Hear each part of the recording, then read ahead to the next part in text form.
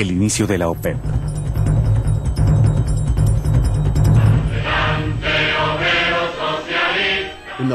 Bajo el conflictivo ambiente de la Guerra Fría a comienzos de los años 50, la ideología marxista prevalecía en los países subdesarrollados que luchaban por su independencia.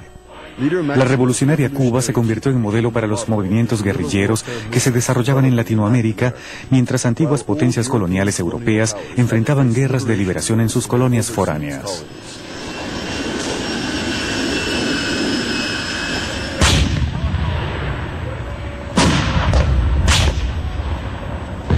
Líderes de 24 países africanos y asiáticos, países no alineados, como eran llamados, se reunieron en 1955 en la conferencia de Bandung. Allí se cristalizó la voluntad política hacia la autodeterminación de sus pueblos, junto con una voluntad más fuerte para controlar sus economías. En este explosivo contexto internacional, Shell y British Petroleum, seguidas rápidamente por otras grandes, decidieron en forma unilateral reducir el ya disminuido precio de venta del petróleo en 9% debido a una superproducción.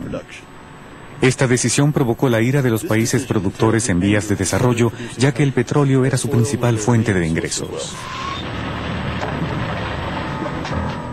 Dos hombres habrían de dirigir la lucha que, poco a poco, debilitaría el poder de las grandes. Se trataba de Juan Pablo Pérez Alfonso, ministro de Energía de Venezuela, quien era altamente apreciado por los líderes petroleros de los países árabes, y su contraparte saudita, Abdallah Tariki, un nacionalista radical a quien los estadounidenses llamaban el Jeque Rojo.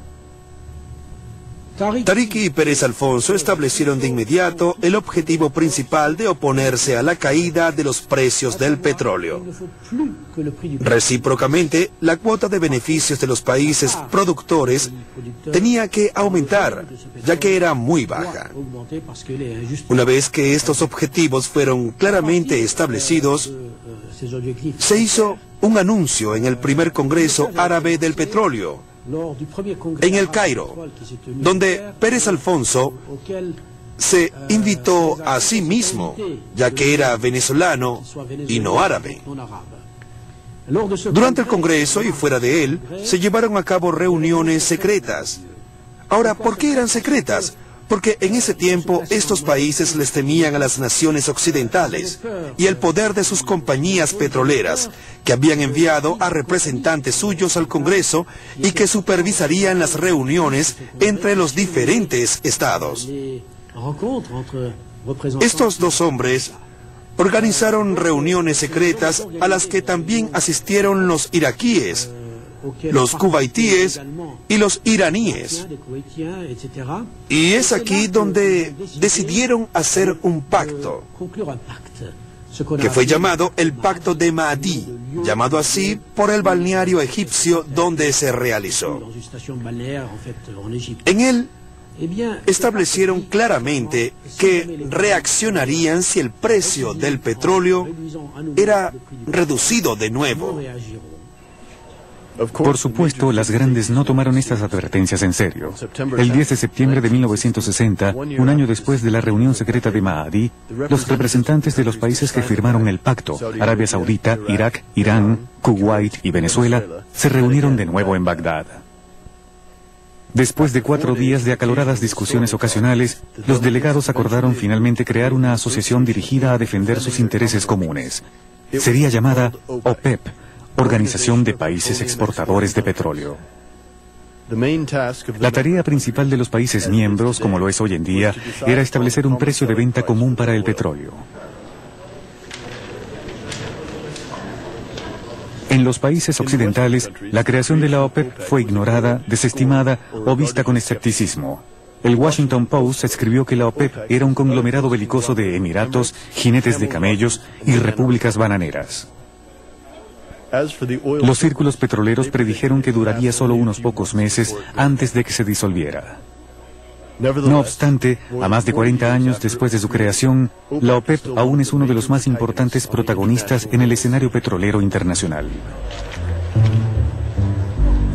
Durante las décadas de 1960 y 1970, a los 5 países fundadores, Venezuela, Arabia Saudita, Irak, Kuwait e Irán, se unieron otros 6 países: Qatar, Libia, Indonesia, Abu Dhabi, Argelia y Nigeria. Los 11 dominaban el mercado. Representaban 54% de la producción mundial, 70% de las reservas comprobadas y 85% de las exportaciones. A pesar de la increíble fuerza que representaba la OPEP en la economía mundial, no pudo librarse del poder de las grandes durante sus primeros 10 años de existencia. En este contexto de dominación de las grandes, Pérez Alfonso y Tariki, los dos padres de la OPEP, pagarían caro por el espíritu de independencia. El primero sería Tariki en 1962.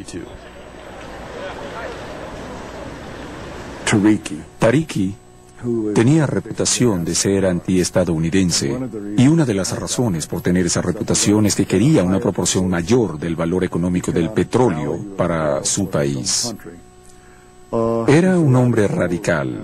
No estoy muy seguro de qué papel tuvimos nosotros en hacer que fuera despedido, pero ciertamente fue destituido de su cargo. El jeque Yamani, quien al menos era tan inteligente como su predecesor y muchísimo más afable que Tariki, le sucedió en el cargo de ministro del petróleo.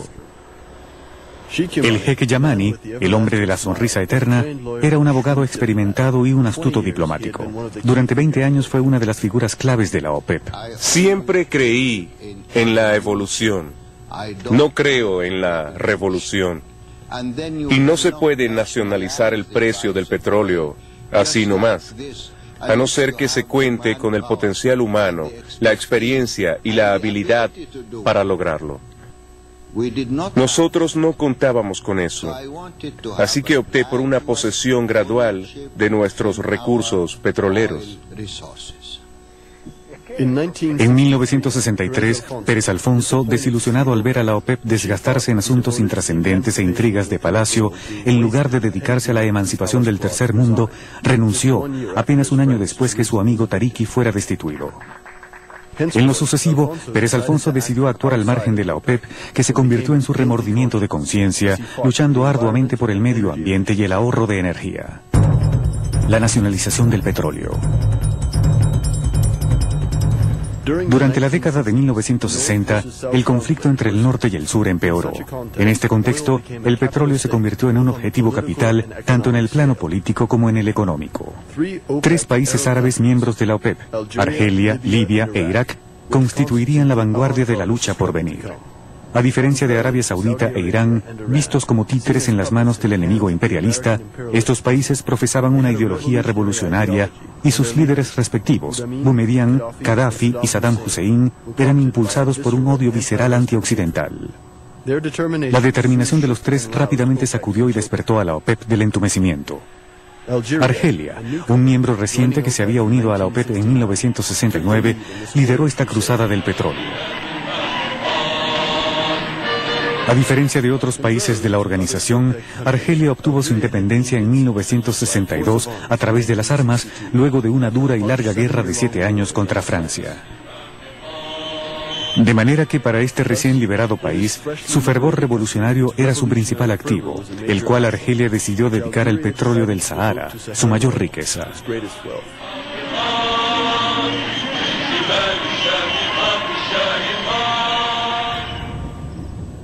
La aventura petrolera de Argelia había comenzado 10 años atrás, en 1952, 2 años antes de que comenzara la rebelión, cuando el país aún era una colonia francesa. De acuerdo con la política francesa sobre la exportación de petróleo desde sus territorios colonizados, algunos geólogos no conformistas apostaron a favor del petróleo argelino del Sahara, a pesar del escepticismo de los expertos petroleros internacionales. Era una apuesta muy riesgosa, ya que las condiciones climáticas eran extremas y el área, que era más grande que Francia, era desierta, sin vías de comunicación ni viviendas. Después de 4 años de perforaciones secas y arduo trabajo, el éxito al fin llegó el 16 de junio de 1956. Un torrente de petróleo emergió desde 3.000 metros de profundidad en Hassi Messaoud. El yacimiento de gas de Hassi R'Mel fue descubierto poco tiempo después. Con estos 2 gigantescos yacimientos, Francia entró a formar parte de las principales naciones petroleras. La prensa cubrió el descubrimiento con beneplácito y la fiebre del oro negro se apoderó repentinamente de la población francesa. Hasta el general de Gaulle atrajo la atención pública al visitar el yacimiento de Hassi Messaoud.